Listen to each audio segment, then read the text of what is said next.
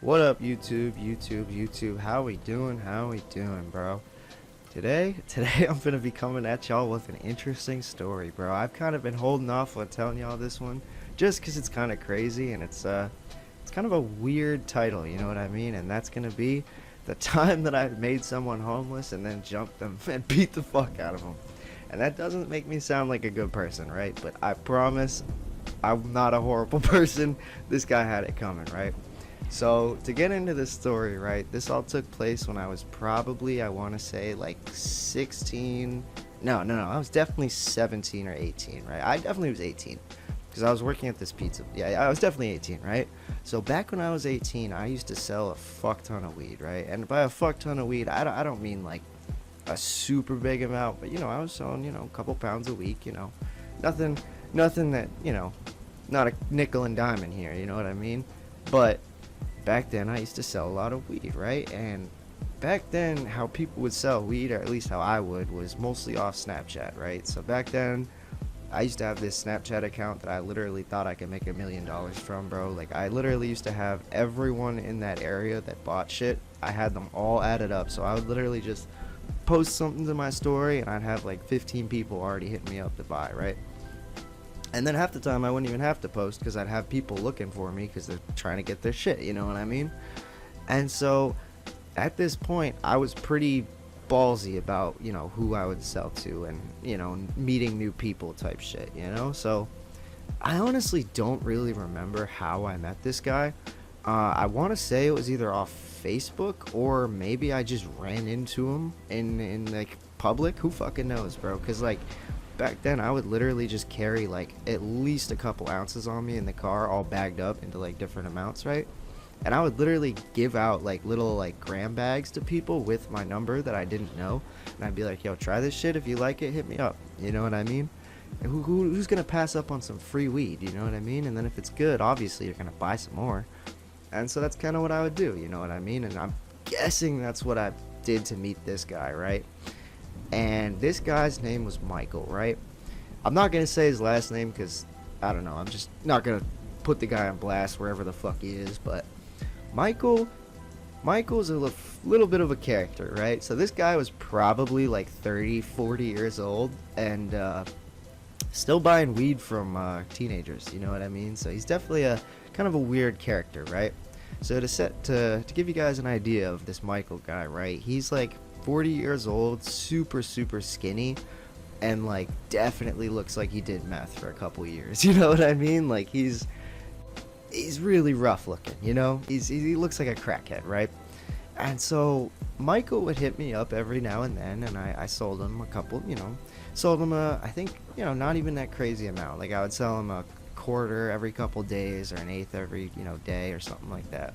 Just basic stuff, right? It's not like he was flipping it or anything like that. And so I thought nothing of it. He was just a normal customer, and every now and then he'd hit me up and I'd sell him weed, right? Back then I didn't really think it was that weird, but looking back as a much older adult now, I see that as like a huge red flag. Like, why are you not buying weed off someone your own age? You know what I mean? Like, that's a big red flag, But back then I was just happy to take his money, you know what I mean? And so this goes on for about, I want to say like a month, right? Where I'm selling this, he's just one of my custies, right? Pretty regular at this point. So I didn't mind Michael at first, right? Like I just thought he was a bit of a doped out like crackhead that would buy some weed every now and then, no shame on it. Until one day I'm working at the pizza place and I'm delivering weed on the side, and I get a little text from Michael, and he texts me and he goes, hey, can I get some weed, right? And I'm not gonna lie, I was pretty busy at work that day and I kind of ignored his message, right? Just the first one.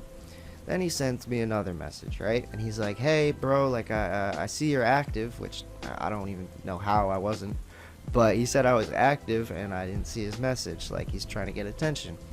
Then he starts calling me, right? And I decline his call, and because I'm working, bro. Like I can't, I can't just drop what I'm doing at work to come sell you some weed, you know what I mean? I gotta wait for a delivery, and then I can maybe go out. If the delivery is near you, I could drop it off, but otherwise you're gonna have to wait.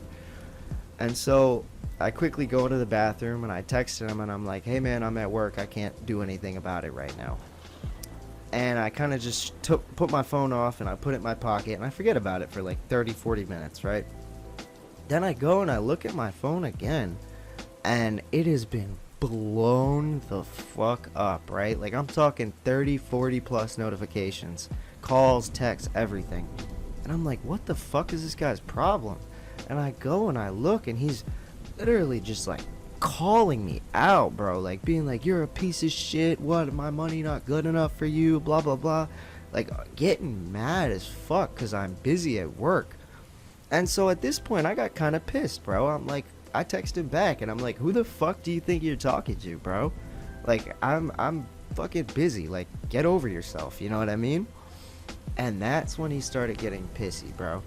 And to give you a little bit of context at myself at the time, I was not gonna say like, you know, I'm thugging in the streets, gang banging, you know, but you know, I was out there doing my thing, definitely getting into some fights and, you know, doing my thing, you know what I mean? So at this point in my life, I was fucking angry, bro. So I'm not gonna lie, I kind of let loose on Michael a little bit.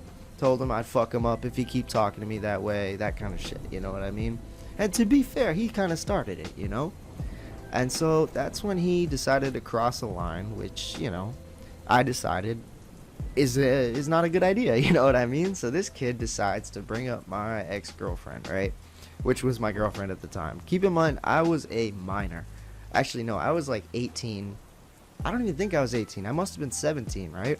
Because I remember he texted my girlfriend at the time a bunch of crazy weird shit. Like, I always remember what he said, actually. He said, keep in mind, my girlfriend was like 17, I'm 17, he's like 40, bro. This is fucking weird to say. You know, he's like, oh, I saw your girl getting dicked down by homeless dudes in the park. Which, like, first of all, that's a wild thing to say. Like, what the fuck, bro? Especially to a kid that you barely know. Like, that's just fucking weird. So at that point, you know, I'm fucking livid. You know what I mean? I'm really mad. So I'm like, you know what? Bet, bro. If I catch you, I'm gonna fuck you up. So at this point, Michael is no longer a custody. Michael's a bitch, bro. So we don't like Michael. At that point, I've decided if I see him in public, I'm gonna fuck him up, right? And so, fast forward to the end of the day, you know, my shift gets over. I think I worked a day shift that day, so I literally got out like a couple hours later. It's still daytime, right? And so I get a call from my brother. Boom, my little brother Caleb, right? And at this point, me and my brother were both selling weed together, right? We're selling it together, we're trapping together. You know, me and my brother are really close, right? And everyone kind of knew us as like, you know, a group of friends that would sell together, we're family, all that kind of shit, you know? And so I go down to this basketball court where my brothers hanging out with his friends at, right? So I drive on down there, boom. And it just so happens that the basketball court that they were playing at, they call it the Crow Lot, was just right next to this dude Michael's house, right? His apartment. And I get to scheming a little bit because I'm still mad, right? I'm still pissed off. And I get to scheming and I kind of tell my brother, you know, hey, this guy, he lives right over there and he's been talking all this fucking shit today. Why don't we go pay him a visit? You know what I mean? And so at this point, there's kind of like 5 or 6 people around our age, like all hanging out, like smoking weed. And we're kind of getting hyped up at this point. We're like, yeah, you know what? Let's go fuck him up, bro. Let's go, bro. We know where he lives. We're like 8 deep. Let's go. Not to mention we had weapons too. I think my brother had a baseball bat. I had a fucking like extendable police baton and like shit like that. Because at the time, bro, we were in a kind of a, like, I don't want to say like a gang beef, but like a little beef with this other group of kids, right? It was on site with them, so we're all carrying weapons, right? And it, like, you know, we had guns, but this wasn't the time for that, right? Like, this is not that serious, right? So all of us start to like kind of mosey our way over to this dude's apartment complex, right? Which is literally like right down the street from the basketball court. I'm talking like 2 minutes walking. So we walk on over to the little apartment complex driveway, and now we're just like standing in the apartment complex where I've sold him a bunch of weed. And I don't actually know which one is his apartment. I've just met him in the parking lot. So I'm like, fuck it, let's just cause a ruckus, right? I start calling him over and over again on his phone. He won't answer, blah, blah, blah. So we start screaming in the parking lot. And now you got to keep in mind, this is like 8 to 9 teenagers, you know, screaming and yelling in the parking lot with baseball bats and shit. Like, we caused a pretty big scene, bro. And so, lo and behold, this like big fat lady starts coming outside, right? She's like, what are you kids doing? What's going on? And we're like, oh, we're looking for this guy named Michael, right? And she goes, are you talking about my husband, Michael? And we go, I don't know. What does he look like? And then all of a sudden, we see that bitch-made motherfucking crackhead Michael standing behind his fat wife, like at the top of the stairs, screaming down, get away from me! Get off my property, you pussies! All this shit while he's hiding behind his wife, bro. And so I'm not gonna lie, my whole group started talking shit. We were throwing things at them. And his wife is like, what the hell are you guys doing? Why are you mad at him? Blah, blah, blah. How do you even know him? And so I decided I'm just gonna show his wife the messages of that creepy shit that he was saying to my ex-girlfriend, right? So I showed him the messages, and the woman, his wife, literally turns around and goes, Michael, what the fuck is wrong with you? And all we see is her just slam the door and storm upstairs, and we just hear glass breaking and fucking people fighting. And so we honestly just walked away, bro. His wife like beat the fuck out of him up there, and so we kind of just laughed about it and left, bro. Our work was kind of done, you know what I mean? We humiliated him and he wouldn't come outside to fight us, and his wife beat him up and I think left him, right? Actually, I know she left him because that's not where the story ends. You may think that's where it ends, you know what I mean? We all happy, you know. At the end of the day, we bitched him out. He didn't come outside, but no, that's not where this story ends. That's not the end, folks. So at the end of that, we kind of all just went our separate ways. You know, the day ended. Me and my brother probably went home. You know, we felt good about it, whatever. Fast forward like 2 months, right? I want to say like a month and a half, 2 months. And it's about, you know, 10:30 at night. Me, my boy Eli, God rest his soul, my brother. Actually, no, my brother wasn't there. It was me, my boy Eli, my other friend Maddox, and my other friend Zach, right? And my ex-girlfriend at the time. So we're all in the car. Oh, and my other boy Corey, bro. Damn, we had hella people with us. Okay, I'm forgetting. So it's me, my boy Eli, my boy Maddox, my boy Zach, and my boy Corey, right? And my ex-girlfriend. So we're all piled into the Subaru. And so we're all on the top of this parking garage smoking, right? It's probably 11:30 at night. Like, we're just killing time before we all go home, right? We're all just hanging out. It was like the end of the night. Like, I don't even think we were gonna do anything, right? It was like we're all just smoking cigarettes up there, like smoking weed, just about to be done with the night and go our separate ways, right? But we're smoking up there, and we're on the top floor of the garage.